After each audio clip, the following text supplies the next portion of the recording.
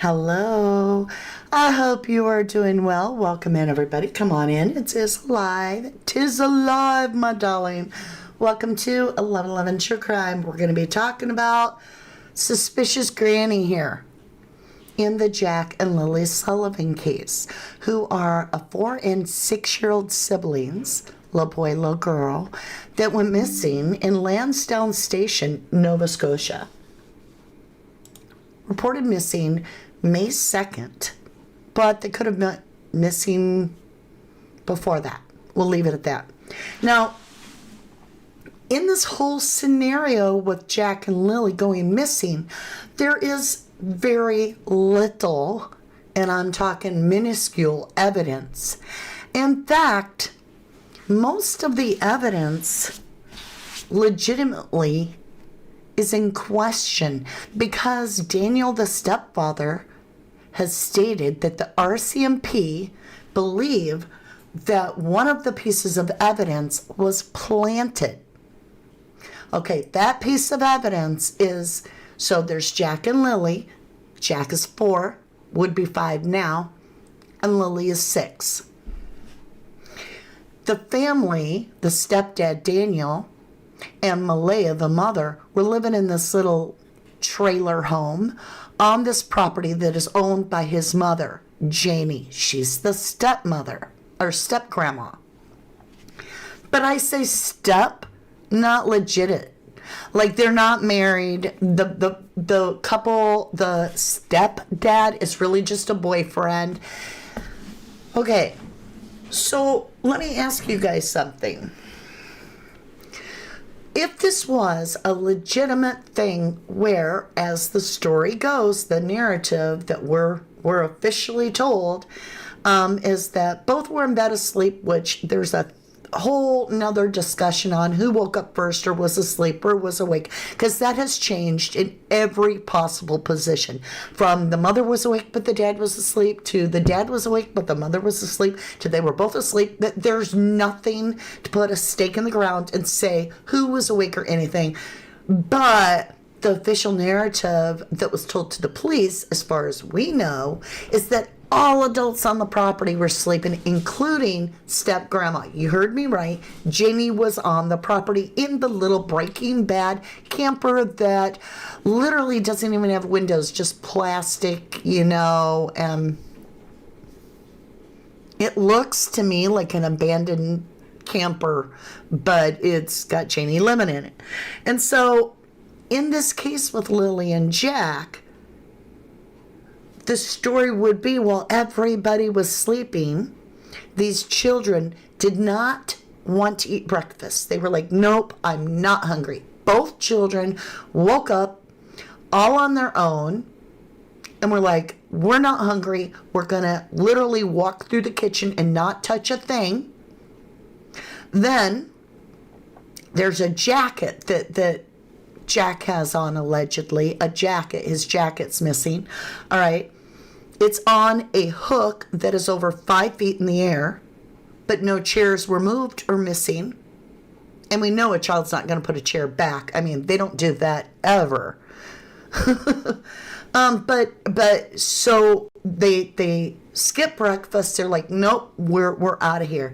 Lilly couldn't even get in the bedroom to pop her head in, according to what we've heard from Daniel, because the door was locked. He said the door was locked on their bedroom. Yet, and that's just recent on the DT show that the door was locked. Yet, how did Lilly pop her head in? Because Daniel also alleges that he laid eyes on Lilly and could tell you she was in a pink shirt. Okay, but let's just keep going here. So the kids get up out of bed before the adults are up. And they just happen to be like, we're not hungry. We don't want to eat it or drink anything. And then they telepathically get that hook, that coat off the hook that's 5 feet up. They were like, I'm going to manifest the coat on you, Jack. So the coat comes down. Now keep in mind, they're wise enough to get their coat on and their boots on, but they're not going to eat. All right. Lilly pops her head in through the locked door, and then she goes outside with Jack, and they're both heard on the swing by Janie, the step-grandma, who's in the Breaking Bad camper, because Janie is Superwoman and can absolutely hear everything. She goes into great detail about basically can hearing these children at all times. She normally calls in and says, hey, Malaya, Mom, your children are out in the yard. But she doesn't do it this time. This time, after hearing the children, she's like, man, hearing those children made me so sleepy, I'm going to lay down and take a nap instead of caring. Because obviously the mother's not going to come check on these kids. I've had to call every other day, but today I'm just going to be like, it's a lesson on her. She'll learn to check on her children. I'm going to take a nap. Not my responsibility. So at that point, something miraculous happens. Not only do we have the first time Janie doesn't want to go to town with her brother, but instead wants to take a nap, right? We have a new thing too. Just for today, she doesn't call the mother, right? And say the kids are outside playing. So there's the second weird thing that Janie does today when the kids go missing that she'd never done before. Now we're on to the third thing.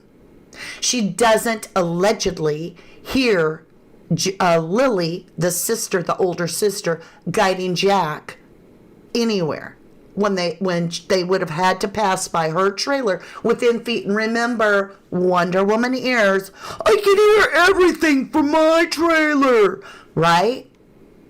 Everything. And so that was the third weird thing that doesn't happen for Janie that morning, is she never hears Jack talking to Lily. She never hears Lily talking to Jack as they go by her trailer, which they would have had to do if that footprint, because it rained the night before, so any footprint are important. Any footprint is considered evidence of the children. And right in a place where Janie herself is that night when it's getting dark out, decides, you know what? I'm going to put a pool up for the kids. And so she goes over and gets a rake, and she starts raking the driveway to put a pool up in the gravel in the driveway where cars go, right? Where you're going to park. Put the pool there where cars go and children are playing. Why not put it in the road? Why not just put the pool in the road? You wouldn't even have to, level out the gravel. Oh, wait a minute. A car could hit them. Well, I don't know. Why don't you put it back in the driveway? Okay. So the footprint is allegedly there. One footprint. Now, in covering the Gus Lamont case, they have one footprint. In covering the Summer Wells case, they got one footprint. And we've learned that trackers that know how to track people say when you get one footprint, it's highly suspicious. Because how did it get there? See, it's a footprint. How did it get there? If there's nothing leading up, there's nothing leading away. How did one person's footprint get there? So we must continue with our ludicrous narrative that, okay, the children got up, they skipped the food, just beelined out of the kitchen, not hungry, somehow miraculously, mentally teleported Jack's coat off of 6-foot-high hook, 5 or 6 foot high, got his coat on him. Oh yeah, they had to open the slider door. Shh. Now, it's supposed to be silent, but we hear it because it's shown to us, and it sounds like this. Right? So you can hear the slider. Not that morning. That morning, it's silent. Now, Janie's already got 3 things she did differently that morning.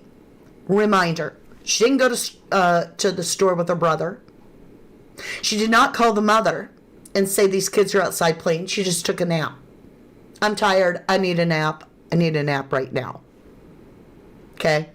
And she did not hear Lily saying, come on, Jack. Come on, Jackie. Come on. Which is every day she hears this, and she doesn't hear it that day.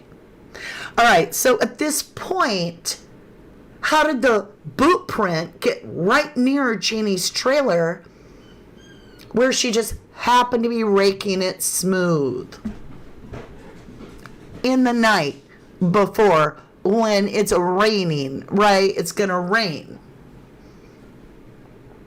So As we go further, the only other part of evidence that we have is a pink blanket, which the RNCP are basically, according to Daniel, saying this was planted. Let's think about what that means. Intentionally placed, planted, intentionally placed. Not it just happened to get there, it's of no consequence, but the words planted. How do you have something planted if the children simply went away on their very own? Nobody. No one is going to intentionally plant a piece of a blanket that belonged to one of the missing children if they themselves are innocent. If these children just walked off, as certain creators absolutely say, we just haven't searched far enough. Okay, explain to me in what missing child case ever that has been found where the child just walked off, whether they were found years later or right away, but they were found to have just abandoned the property and wandered off. Has there ever been planted evidence? Zero, because it doesn't happen. Nobody that's innocent and wanting these children returned is going to be like, you know what I'm going to do? I think I'm going to take this pink blanket and just tie it to a tree. Now let's get into the pink blanket. Janie gives witness to the pink blanket. She claims that her son Daniel was putting the pink blanket into a bag, and she saw it with her own eyes, and she said, don't overload the bag. Don't overload the bag. Why? Why is that your concern? Unless you're the one carrying the bag. If Daniel's going to carry the bag out to where it ends up, which is at the very bottom under other garbage, at the garbage deposit stuff outside their house, then why would Janie care how heavy the bag is? It's almost as if she knew about the blanket because she was there and carried the bag to the garbage. Now here's the quinky dink, right? How does a blanket go from being underneath all the other garbage in a bag inside of a container to 1 mile to 2 miles away, tied up in a tree? There's no stranger that's going to be like, you know what I'm going to do? I'm going to get a piece of this child's blanket out of their garbage. I'll have to stand there a little bit, dig down to the bottom of the barrel, and get out a piece of this blanket. I'm going to tie it over here. No. The pink blanket can only be put in place, planted in the tree by someone that knew of the pink blanket. Malaya, Daniel, Justin, and Janie. But what's interesting is Janie is the one that is the last to hear the children. Right? Nobody else saw these kids leave. Nobody else heard these children but Janie at the last minute. So the last proof of life, if you want to call it that, would be reliant on Janie telling us the truth. Now, if this was children that just wandered off into the woods, maybe went a little too far, then why would the RCMP suggest that the blanket's planted? You plant evidence. Why? Why would you plant evidence? To frame someone? That's why you plant evidence, right? To frame someone. Not only to misdirect the investigation, but to frame someone, to blame someone other than yourself. So if you commit a crime and you're like, wait a minute, those red shoes of mine are going to give the police the exact knowledge that I did the crime. I know. I'm going to make these red shoes appear in my enemy's backyard, and then I'll call the neighbor that I know and tell them, hey, is the so, oh, that's a dog? Talk about squirrel. Sorry, I can see my park. And this guy has those dogs that are like, absolutely massives, that what they're called, mastiffs. And one's black, and he was behind a tree, and I just saw this big black animal. I thought it was a bear in my park. Okay. That's weird because there is this bear scenario in the Jack and Lilly case, but let's keep going. So, yeah, distraction. That's what this is about. It's planting it to put you in the wrong direction, make you go that way. Planting evidence is also, it's redirection is what it is. It's redirecting anybody investigating the crime. So Daniel is stating the blanket is planted. Let's talk about that. Daniel didn't say the blanket was planted in the very beginning. No. Malaya said, the mother, that is my children's blanket. Daniel said, no, it's not. So the mother's like, that is Lily's blanket. And Daniel's like, no, it's not. But then, the catch is, and pay close attention, that the RCMP told Daniel the blanket is planted. Planted. Now he knows, and you know, and I know, that means planted by someone that has access to the blanket. Who are the four people? Justin, Malaya, Daniel himself, and Janie. So let's fold all these people back and let's just look at this little guy, Daniel. He's already got himself in a little bit of a fix because he said it wasn't Lily's, which is kind of awkward because it almost looks like you were trying to lie about it. It almost looks like you were trying to mislead the RCMP because it is the child's blanket. So now to cover your ass and get ahead of this by putting your Superman cape on, the best way to head this off is to what? Redirect it to your enemy.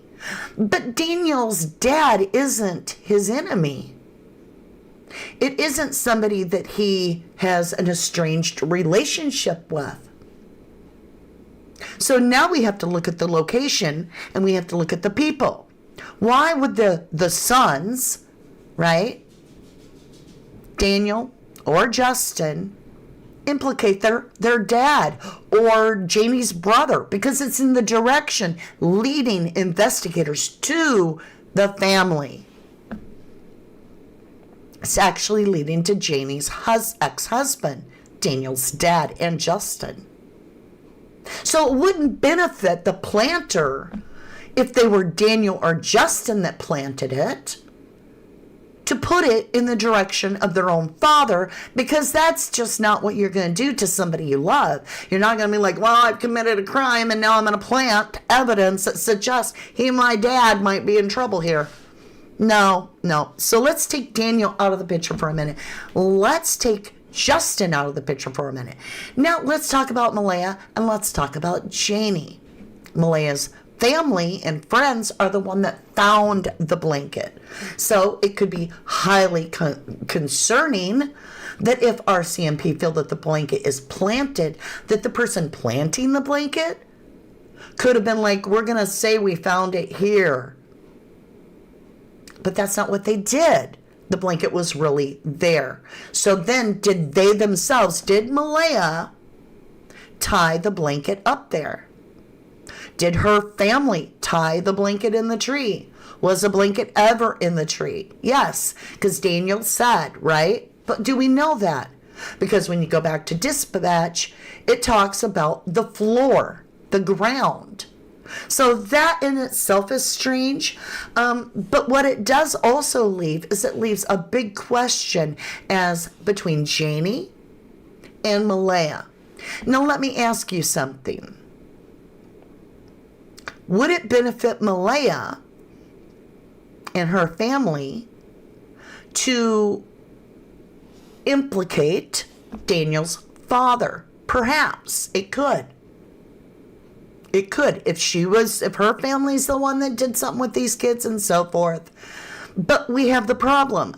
There's really no chance for Malaya to sneak these kids off that property because Watchdog and Janie are like superwoman ears and would have heard anything in the night, anything in the morning. She would have heard anything. We also have cameras on the property, so no car came up there because obviously if RCMP can be like, well, it wasn't Daniel leaving the property because we don't have him on camera. All right, so that means you can see the in and the out of that entire trail, and there were no cars that are in question, so it's not Malaya. However, there are trails that don't all have the little cams on them. And it could be that Janie was like, I'm going to plant this to make it look like these kids went over to my ex's house. She's the only one that would have the motive, like a secure, serious motive, to implicate her ex, because people do that stupid crap, right? But nonetheless, the dogs did not pick up a scent of Lilly on that blanket. In fact, it was more or less a utility rag at this point, hanging from one window to a door frame and so forth, and not something that Lilly was using.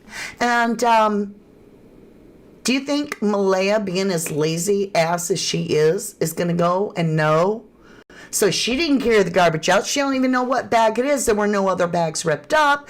It was the one person that may have carried that bag out to the curb who said, don't overload the bag. That may have come up with the smart idea to implicate her ex in a crime where she was the last known person to have access to both of these children when they were alive, as per her own record. Also, the boot print that was found in the middle of the mud hole that Janie was raking. All the trackers say one boot print. You have to ask, how did it get there? Now, could Daniel be protecting his mother? Absolutely. Justin, Daniel's brother, Janie's other son, was allegedly all tore up and in tears and everything. And Janie was saying, sitting on the sawhorse, I blame myself! I blame myself! I take that serious. I do.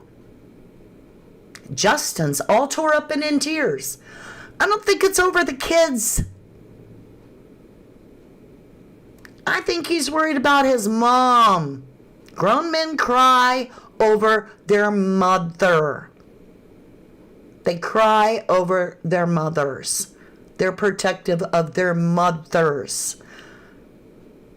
Their own daughter, Janie's daughter, allegedly said, Mom, this wasn't your fault. How do we know that? Because let's talk about this. Janie's the one that said, Daniel never drives my four-wheeler. Never. I would never let Daniel drive my four-wheeler. But yet Janie I was on the four-wheeler all day. So could Janie have planted the blanket? Especially with the way Daniel says, the blanket wasn't there in the morning. Well, it happened to be that after the morning, Jamie was on the four-wheeler with Justin. And if you stand up off the seat of a four-wheeler, you're 2 feet taller than you normally are. You aren't thinking, well, this will really give away that this is a planted item because it's going to be 6 foot off the ground.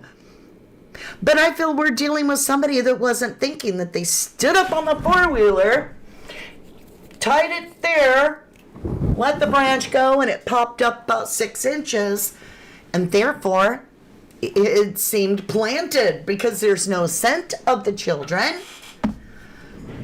And you were on the four-wheeler and didn't realize how high you are. Shiny four-wheeler, right? Really, really shiny. Freshly clean. You ever met a farm boy? You ever met a rural kid, young man, grown man, old man, have a four-wheeler or even a Janie, and it be spotless and live out in the country? There is no way. That thing looked brand spanking new. That thing looked like you went out and purchased it that morning. Somebody had detailed it. There wasn't even mud on the wheels. Not a speck of mud that dropped off of anything.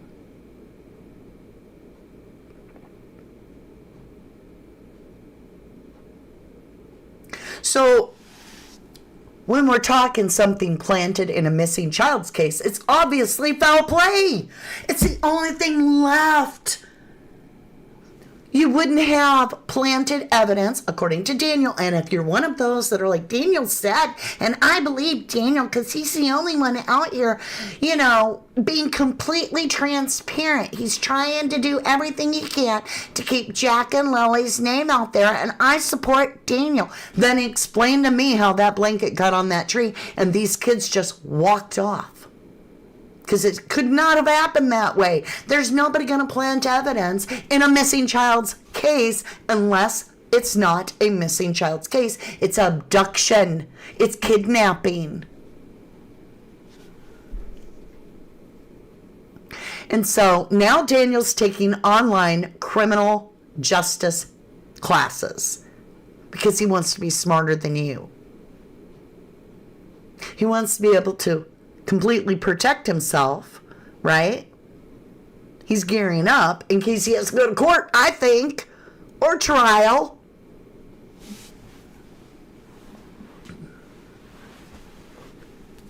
Yeah, that's a good point. Janie never passed any polygraph tests because she couldn't take one. So she never had to truthfully answer whether she killed Jack or Lily, whether she gave Jack and Lily away. And let's face it, if she was that affected, negatively affected by Jack and Lily, that she had to give up her own home, that Lily was screeching all the time, that's all she heard. That's all I ever heard. Could you stand that scream? That is about as closest to a confession as you can get. It's justifying why you didn't want to hear that scream anymore. And it implies an excuse to an action. I shut the alarm off. Why? Why did you shut the alarm off? Could you listen to that anymore? So it's Janie's own words that implicate that she had to drag Carrie Jack into them woods. Where was she taking them? Where did she take them? Why has her other property not got searched? She has 7 acres, she said so herself, and yet nobody's looked at it. We're 6 months into this. She's the person that heard the children last. She has basically given testimony online of absolute disrespect and despic Like she despises the way these children behaved around her and how the mother would not partake in them. They were a nuisance to Janie and her dog and her lifestyle. She had full motive. In her own words, she didn't need pictures of those kids. She saw them every day. Why would you need pictures of the kids if you see them every day? She didn't like them. And the evidence that is allegedly planted is leading to her ex's property. And that piece of evidence is a blanket that would only be known by Janie, Malaya, and Daniel. Maybe Justin. I done told you.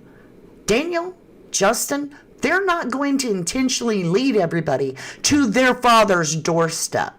But would Janie? Is she going to protect Earl? I don't think she likes him too much. They're divorced. She'd rather live in a little tiny, no window, plastic over the windows, camper in the middle of bum fudge Egypt than even have to deal with living with Earl. Hence why she's living in the Breaking Bad camper in the middle of nowhere and not living with Earl married. She would rather do that than live with Earl. So she's got some feelings. And she's got a motive. But yet her own property isn't searched. And they're lining up searches right now. And they're like, if you got an idea of where we would search, let us know. Are you freaking kidding me? Get a search warrant and go search Janie's property. Just show up with a search warrant. Here to search. We're going to your other property, Janie. You got about 2 minutes because we're going to treat you just like all the other people on this planet. You're going to go sit in the cop car while we search this property. Because last time you tried to keep us from searching your camper. So we just want to keep an eye on you. You can go over there and talk to that investigator and explain things while we search your property. It's 7 acres. We should have it done in 2 or 3 days. That's what needs to happen if you want to find anything. 7 acres. She talked about it. And she even said, I've got 7 acres between my brother and Daniel's dad. There's no water on that property. None. No water on my property. She didn't want nobody searching because she knew they were at that point when she was saying all this that they were very obsessed with water. Could the kids be in the water? So she was like, yes, I got property, 7 acres, but there's no water. The other thing is, I want you to pay close attention to what Janie calls out about the blanket. So there's 2 roads. There's Lansdowne Station and there's Lansdowne Road. 2 completely different roads. Lansdowne Road leads to Janie's ex's property. Earl leads directly there. Lansdowne Station leads away from Earl's property in a different location. Janie had to make a point of saying, the blanket was found on Lansdowne Road, not Lansdowne Station.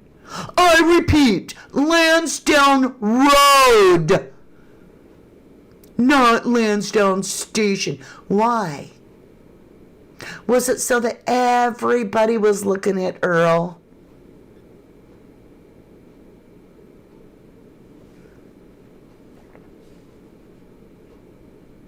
You feel me? So would she have planted evidence? Because it's either her, Daniel, or Malaya planted evidence. Would it be possible for Malaya to go to the end of the driveway alone, without Meadow, without the kids, before she even gets rid of the kids, or even after, and be digging out loads of garbage to rip open the bag where the blanket is, tear off a piece, put all the garbage back in, never wake up Janie, never wake up her dogs while you're digging through the garbage in broad daylight where everybody can see you, or even at night, right, where somebody could turn a flashlight on. You got to dig it all out. And now you know to save that until you can pass it on to one of your relatives who are searching for the kids and say, go tie this in a tree. Make sure it points towards Earl's house. No! That is not even possible. There's no way Malaya could even physically have got that bag out without the entire world knowing, because Janie is able to hear everything. So the only one that could have done that without disturbing Janie is Janie herself. And remember, don't overload the bag, Daniel, because she's carrying it. She's the one that knows where that bag is. She knows exactly what's in that bag. She told us herself. And Malaya, let's face it, is too damn lazy to do all that, right, Elizabeth? Or Pink Roses, sorry. She's too damn lazy to do it. So let's get Malaya out of here. Let's get Daniel out of here. Let's get Justin out of here. None of them people are going to go dig through there, because the boys are not going to imply that their dad did this to the kids. They're protective of their father. But at the same time, it only leaves one person. And like I told you, if you're going to plant evidence, it's not a missing persons case. Who started the story that the kids were alive and well and that they were on the res? I'll bet you money it was Janie, not Durwood. Because he said he listened to all of it and then he brought it out here. So it was Janie, according to Durwood, that came up with this whole idea. Durwood inserted him in the case. No problem. Like, I'm just going to say it, balls deep, right? Except he didn't have no balls, so he just went all the way in the case and started doing news interviews and all kinds of stuff. Nobody does that. That's not normal. That is not normal. You weren't even there when the kids went missing. Why are you giving news interviews? Dude, are you the one that was kissing Janie's arse all along? Did you help Janie out of her problem so she could have her peace and quiet? Because love is strange. And you love Janie, right? Somehow you do, because you've done nothing but defend her. Nothing but defend Janie and stand by her. I mean, you are ride or die with Janie. You'll even go online and sell her narrative for free, dude. You working for free. Janie renting all the space in your mind and not paying you a dime. So at some point, there was a tire track, I believe, on that puddle that had Jack's boot print on it. And the only one that could have snuck in there quietly without waking up the dog and Janie would be somebody Janie had come over to help. And that means that Janie would have had to rake the driveway to get rid of that. I'm just saying. There's no way them kids were playing on the swings. Those swings were broke. They've newly been fixed with brand new duct tape.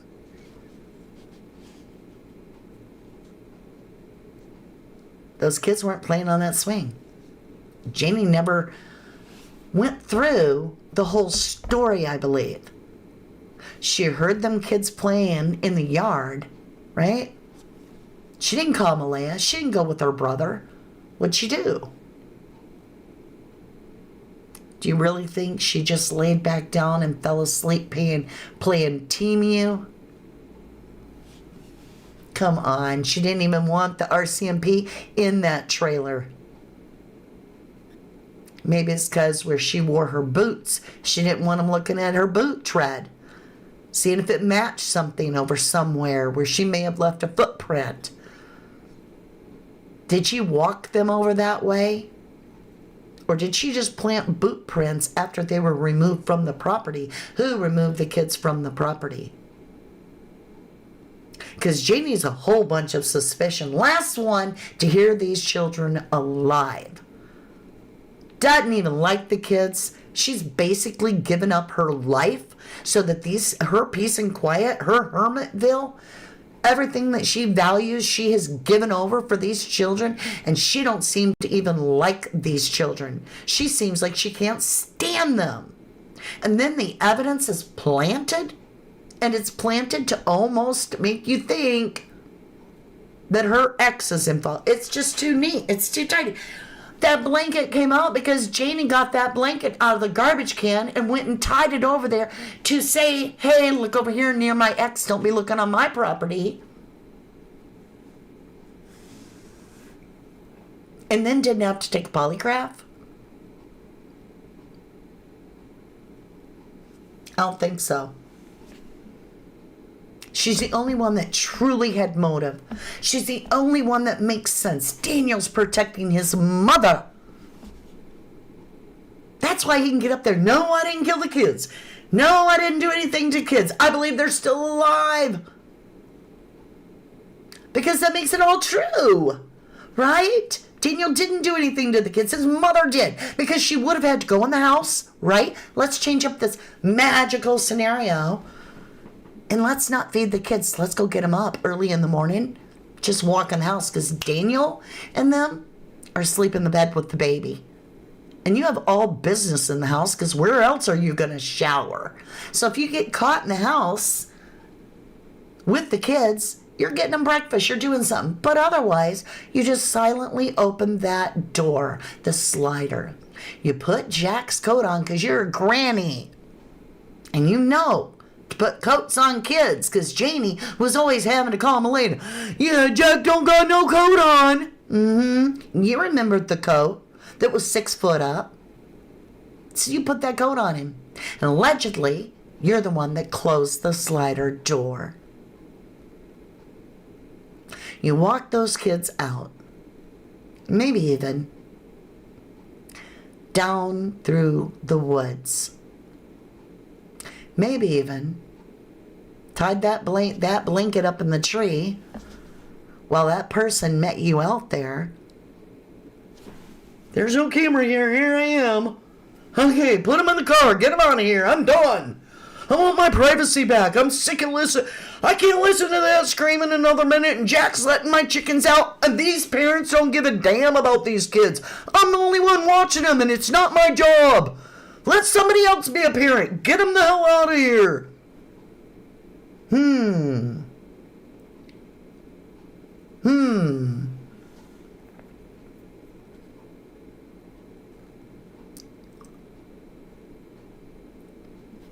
Just saying.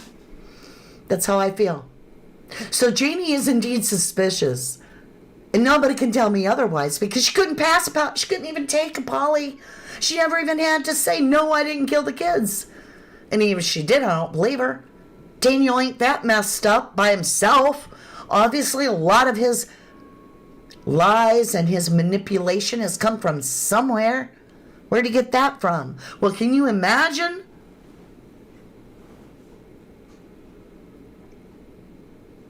So anyway, that's what I have for, you today, is that planted blanket had to, in my opinion, by logical deduction, the only one that would have planted and had the knowledge of where that blanket is and been able to get it and do this would have been Janie. That's my opinion. And that means that she knew these kids didn't magically disappear by walking off into the woods.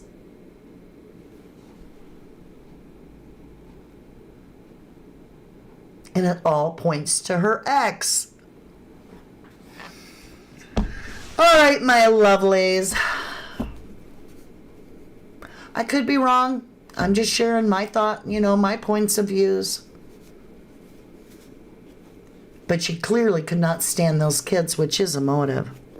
Now, you guys, you all know, well, a lot of you know that I pull cards and that I have a true crime deck. And a lot of you asked me for a mini version, and I've got to show it to you. Look, I got the little deck. It even has a matching back, like the big deck with the little handprint that matches. And we're going to have an 11-11 deck show, a party, over on Crime Story Mama in about 15 minutes. And we do giveaways over there, as well as there might be a unique gift. There's a lot of beautiful jewelry and some neat decks and all kinds of fun stuff. Looky what I got. I know, that cracks me up. Look how thick the deck is, though. It's a thick little deck. Liam says, my gift deck arrived and it's awesome. I will do pictures. I do product photography. Thank you, Liam. I'm so happy you won. Well, we're going to be giving away to somebody else, and by this time next week, they'll be saying the same thing. I got my deck, because the giveaway this week over on we're going to do it over on Crime Story Mama this time. We're giving away a mini deck, free shipping anywhere in the world. You don't pay a dime. We ship it to you for free. We're going to be giving that away in the party. So I need to get off here to get the set cleaned up and ready to go. They will be in the store within 48 hours, so keep watching. I'm very excited. They shuffle so, I'll show you. They shuffle so amazing. If you have small hands, this is your deck. All right. I love you guys. Liam says, yeah, I love it. Very well made. I recommend them. I do good work. All right. I will see you over on Crime Story Mama. Don't forget to pray for Lilly and Jack Sullivan. Also, I'd like you to keep in mind and pray for Melody Buzzard. She needs our love, and I think she is alive. More to come on that tomorrow. I love you to the moon and back, and I will see you again very soon, my darling. Very, very soon. This is a great time. If you haven't done it, why not? Give me some love. I just, box the mic. Give me some love. Give me love, like. Maybe you want to sub up. That is always wonderful. I would love to hit 40,000 in the next month. I think that would be incredible. And if you are not subbed up, or if you are, double check that you're still subbed up, because at times YouTube just dumps a bunch of subs for no reason, and you don't even know it. So check and make sure you're subbed up. And finally, if you do, after our live, go back and you hit hype, I want to say, OMG, you rock! Because that is helping the channel out more than anything at this point. It's doing amazing. So with that being said, I will see you over on the other side. I love you. Let's do the time warp again. It's just a jump to our left. Bring your knees in tight. There's a jump to our right. And bring your knees in tight. I don't know. I'll see you there.